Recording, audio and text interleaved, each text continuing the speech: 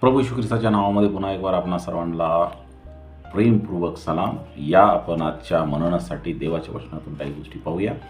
यशायाचं पुस्तक 43 अध्याय आणि 21 वचन दे असं म्हणतं, मी आपल्यासाठी निर्माण केलेले लोक माझे स्तवन करतील. किती सुंदर असं वचन आहे. स्वतः येशू ख्रिस्त किंवा परमेश्वरानं बोललेलं हे वचन आपल्याला या अध्यायामध्ये पाहायला मिळतं.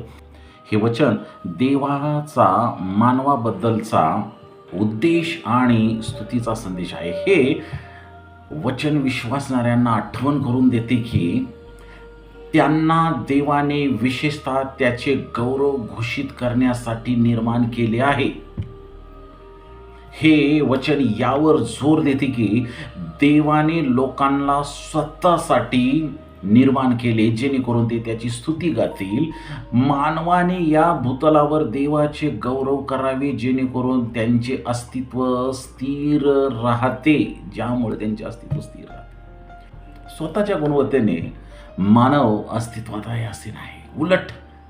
आणि महत्त्वाचे म्हणजे मानवाचे अस्तित्व देवाच्या कृपेचा आणि सामर्थ्याचा पुरावा आहे. त्यांच्या चांगुलपणामुळे नाही, तर देवाच्या कृपेचा पुरावा म्हणून माणूस किंवा मानव अस्तित्वात आहे. या वचनात असे म्हणले आहे की देवाने जाणून बुजून लोकांना त्याच्या स्वतःच्या गौरवासाठी निर्माण केले. पृथ्वीवर मानवाचे अस्तित्व अपघाती नाही, प्रयोजनानं ॲक्सिडेंटली मानव या पृथ्वीवर नाही. ते एका दैवी उद्देशाची पूर्तता आहे. देवाच्या परिपूर्ण उद्देशानं मानवाची निर्मिती या पृथ्वीवर आहे. कारण देवाला पाहिजे की मानवानं देवाचं गौरव करावं, म्हणून त्यांचं अस्तित्व आहे. आपण देवाची स्तुती करायला हवी. विश्वासक या नात्यानं आपण देवाची स्तुती करायला हवी, कारण आपण पात्र आहोत, त्यासाठी पात्र आहोत. तर त्याने आपल्याला निर्माण केले आहे आणि मुक्त केले आहे, म्हणून आम्ही त्याची स्तुती करायला हवी, कारण आम्ही त्याद्वारे पात्र ठरलेलो आहोत. आपली स्तुती ही त्याच्या कृपेला आणि प्रेमाला प्रतिसाद म्हणून आम्ही त्याची स्तुती केली पाहिजे.